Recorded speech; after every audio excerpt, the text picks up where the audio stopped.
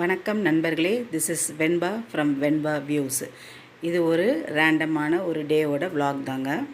Weekly once fruits வெஜிடபிள்ஸ்லாம் வாங்கி store பண்ணிப்போங்க.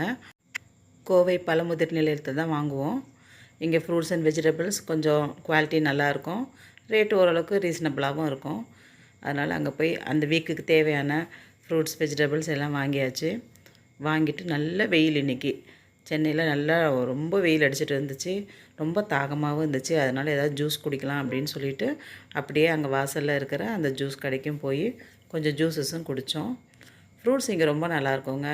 Cut vegetables வச்சுருப்பாங்க, பலாப்பழம் கூட உரித்து நல்லா தனித்தனி பாக்ஸில் அதுமாதிரி போட்டு வச்சுருப்பாங்க. அஃபோர்டபுள் ரேட்டாக தான் இருக்கும், வாங்கலாங்க. சில ரேர் ஃப்ரூட்ஸ் அப்புறம் இந்த செலரிமை ஐட்டம், மஷ்ரூம்ஸ் இதெல்லாம் கொஞ்சம் நல்லா ஃப்ரெஷ்ஷாக இருக்கும். எனி டைம் போனாலும் ஃப்ரெஷ்ஷாக வாங்கலாம். அதனால் நம்பி இங்கே போகலாம். இந்த ஷாப்பிங் முடிச்சுட்டு அப்படியே அந்த ஜூஸ் கடைக்கு போய் 3 ஜூஸ் ஆர்டர் கொடுத்தோங்க. ஸ்ட்ராபெரி மில்க் ஷேக் ஒன்று, வாட்டர்மெலன் ஜூஸ் ஒன்று, மஸ்க் மெலன் ஜூஸ் ஒன்று. ஸ்ட்ராபெரி மில்க் ஷேக் அன்றைக்கி ஆஃபர் போயிட்டு இருந்துச்சு போலக்கு 39 ருபீஸ்க்கு கொடுத்தாங்க. நல்ல ரீசனபிளான ரேட்டில் இருந்துச்சு.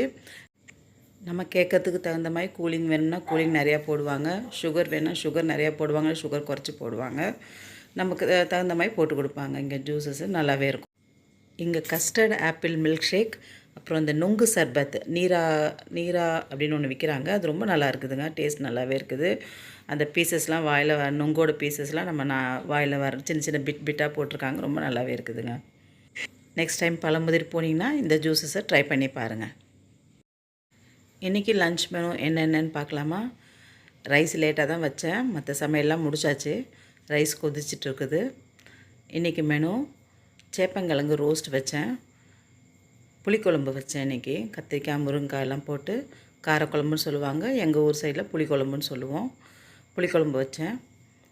கீரை, அரைக்கீரை பொரியல் வச்சேன். அப்புறமா அப்பளம். இது தாங்க இன்றைக்கி எங்களோட மெனு. எங்கள் வீட்டு குட்டி பாப்பாவுக்கு காரம் இல்லாமல் செய்யணும், அதனால் அவளுக்கு தனியாக சேப்பங்கிழங்கு ரோஸ்ட்டு காரம் இல்லாமல் பொரித்து வச்சுருக்கேன். அதே போல் அவளுக்கும் அதே போல் கீரையை கடைஞ்சி வச்சுருக்கேன், மிளகாய் எதுவும் போடாமல். ஈவினிங் மெதுவடை போடலான்னு சொல்லிட்டு மாவு அரைச்சி வச்சுருந்தேங்க. நான் இப்படி தான் மெதுவடை போடுவேன். கையில் தண்ணி தொட்டுக்கிட்டு மாவை ஒரு கையில் அப்படியே எடுத்துகிட்டு ஒரு விரலால் ஒரு ஹோல்ஸ் மட்டும் போட்டுட்டு எண்ணெயில் அப்படியே நழுவி விடுற மாதிரி விடுவேன். எத்தனை பேர் இந்த மாதிரி போடுவீங்கன்னு எனக்கு கமெண்ட் பண்ணுங்கள். சில பேர் வந்து கவர் இல்லைனா வாழை இலை இதில் வச்சு தட்டி அப்புறமா எடுத்து மெதுவாக உள்ளே எடுத்து போடுவாங்க. எனக்கு இந்த மாதிரி இது எங்கள் அம்மாவோட ஸ்டைல். இதை பார்த்து நான் சின்ன வயசுலேருந்தே கற்றுக்கிட்டேன். ஆக்சுவலாக எங்கள் மாமியார்கிட்ட நான் வாங்கின ஃபஸ்ட்டு அப்ரிசியேஷனே இதுதாங்க.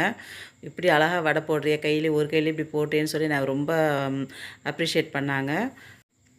இந்த உளுந்த மாவில் நான் கொஞ்சம் சின்ன வெங்காயம், பச்சை மிளகாய், கொத்தமல்லி, கருவேப்பிலை, இஞ்சி குட்டி குட்டி பீசஸாக இஞ்சி போடுவேன். போட்டு சால்ட்டு போட்டு நல்லா பிசைஞ்சிட்டு கையிலே கொஞ்ச நேரம் நல்லா பேட்டர் அடிச்சுட்டு அப்புறமா எடுத்து பந்து மாதிரி எடுத்து உருட்டி இந்த மாதிரி போடுறதுங்க. நல்லா கிறிஸ்பி ஆனதுக்கப்புறமா 2 பக்கம் பொறுமையாக வச்சு கிறிஸ்பி ஆனதுக்கப்புறமா எடுத்துடுறது. அதோட ஷேப் நான் காட்டுறேன் பாருங்கள், சைட் வேஸில் காட்டுறேன் பாருங்கள். அது எவ்வளோ நல்லா புஷ்ஷுன்னு இருக்குது பாருங்கள். உள்ளே வந்து நல்லா மெதுவாக இருக்கும், வெளியில் வந்து நல்லா கிறிஸ்பியாக இருக்குங்க. இதை தேங்காய் சட்னி வச்சு சர்வ் பண்ணிங்கன்னா எல்லாம் விரும்பி சாப்பிடுவாங்க. ட்ரை பண்ணி பாருங்கள்.